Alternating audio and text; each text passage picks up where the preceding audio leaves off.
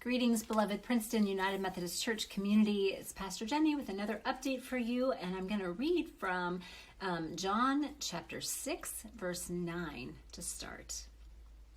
There is a boy here who has 5 barley loaves and 2 fish, but what are they among so many people? This is the word of life. Thanks be to God. So this boy, is from the story of the feeding of the 5,000, where Jesus and the disciples find themselves surrounded by lots and lots of hungry people. And this boy comes with this seemingly meager offering, and everyone is fed.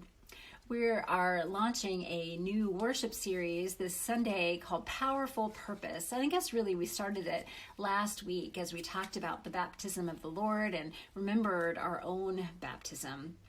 Because baptism is where all of this begins, where all of our purpose is rooted and grounded in God's claim on us, in God's yes to us, in God's naming us and claiming us and calling us beloved. Everything else kind of follows from that very thing. So over the next several weeks, we're going to be looking at what our calling is, what our vocation is, what our purpose is, particularly as we are part of building God's kingdom, of doing God's work in the world.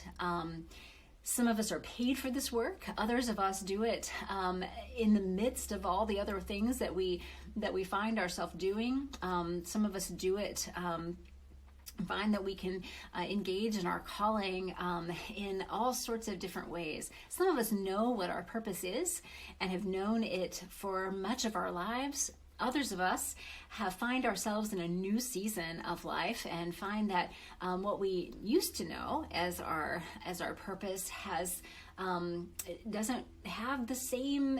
We don't have the same access to it. Maybe because we have health limitations or COVID limitations or any number of other things. Some of us know what our purpose is and haven't figured out how to make that a primary thing in our lives yet. Others of us have been wondering that what it is. We've asked the question a lot and haven't been able to hear or discern an answer. Some of us haven't had the permission or the support or the encouragement to ask the question really fully and freely, God, what am I meant to do? Who have you called me to be? What have you called me into? Some of us just haven't had the freedom to really ask and engage in that. So over the next several weeks, these are the kinds of questions that we're going to be looking at. And we're going to start with the story with the boy with the loaves and the fish, and reminding ourselves, hearing again, what it is, what we mean by saying vocation and purpose and calling, and knowing that whatever it is enough. That God has called us to, God has called us to it. God has declared that we are enough, and that whatever God has called us to is enough, even if it feels meager and small. And how could that possibly be worthwhile in this world? So I invite you to think now about what you already know about your purpose and your calling. Do you know what that is? Can you put it into words? Have you been able to live that in your life? What is the gap between what you feel like you're called to and what you, where you are right now? And know too that I don't mean just called to ministry like I am, like an ordained person working in a church. That is not what we mean. That's one part of it, but that's just a tiny fraction of people are called in that particular way. We're all called to something. But what is it that you know of that vocation right now? And if you're uncertain, that's fine. If you don't know, if you've never even thought of the question, that's fine. But just inviting you in this moment to put yourself in that space of listening and of thinking about what is your vocation? What is your calling? What is your purpose? Over these next weeks, we're going to be inviting you to read the book, Let Your Life Speak by Parker Palmer. I don't have a copy of it right here, but we'll put a link to it and an image of the book in the email that goes with this video. It's a beautiful read. It's one that I've read many times over the last 15 years or so, and I've given it to a lot of people as well. It's a short book. It doesn't take that long to read, but it's a powerful one, and it invites us to listen and discern from all the clues that our life is already bringing to us.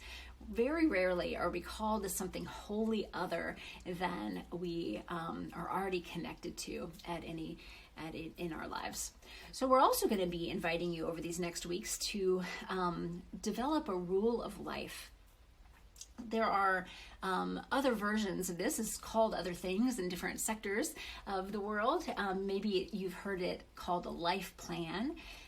Maybe you've done a vision board or something like that helps you look to your future. But when we talk about a rule of life, we're talking about it in the Christian context, after the kind of example of the rules of the monastic orders, the rule of St. Benedict, for example.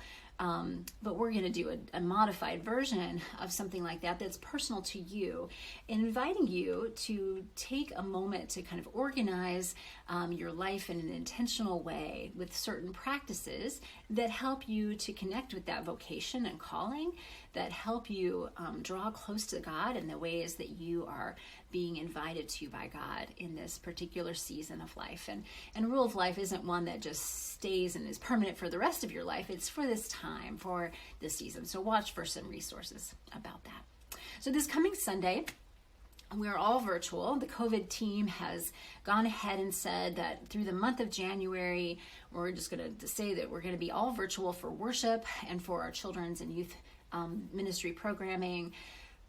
If somehow things turn around really quickly in the COVID world, we will turn around as well and invite people back in person to worship. We hope that it will resolve quickly, but we know that it may take the month of January at least to get to a safer place. One of the things that's happening here too is that most of us have communities that we already have to be in, school or work or even the community in which we live, and that's already a level of exposure, and few of us need any extra at this time, and the cases in the hospitals are rising, and we don't want to add to that burden. So doing our best to keep everybody safe, especially the most vulnerable among us. Many of our congregants have experienced COVID over the past few weeks, and we don't want to add to that number at all. We are going to invite people because for some among us, there's a particular hardship that comes with not being able to be in person in worship. And so we are, out of care for that particular type of vulnerability, we are going to let a very small number of people come and worship with us in person. So if you are one of those people for whom you're feeling a particular hardship and emotional, spiritual need to be in our sanctuary over these next few weeks, if you would reach out to us in the church office, that would be, and we will talk about that and invite you to be part of this very limited group of people that will be in person with us who are leading. This Sunday we are commissioning our elected leaders in the church, so our church council for this year, and the other members of our ministry teams. We're going to be commissioning all of you virtually, and so watch out for that. Newcomers group is starting at the end of the month. It will start all virtual. We hope to be able to have some of the sessions in person after, but the first two will be all virtual. There will be an asynchronous version of that as well. So if that is something you're interested in, please let us know and sign up for that in the information below. We also have a concert coming up at the beginning of February, middle of February. Scott Collins is bringing some of his friends to come and lead us in a delightful time of that. So watch out for information about that. We're still figuring some things out, especially because of COVID, but we will get you information as soon as we can. Friends, remember that you are enough because God is enough. And that is enough, yes? And I'm so blessed to be on this journey with you and remind you just once again that you are enough. because God is enough. Thanks be to God for that. Bye.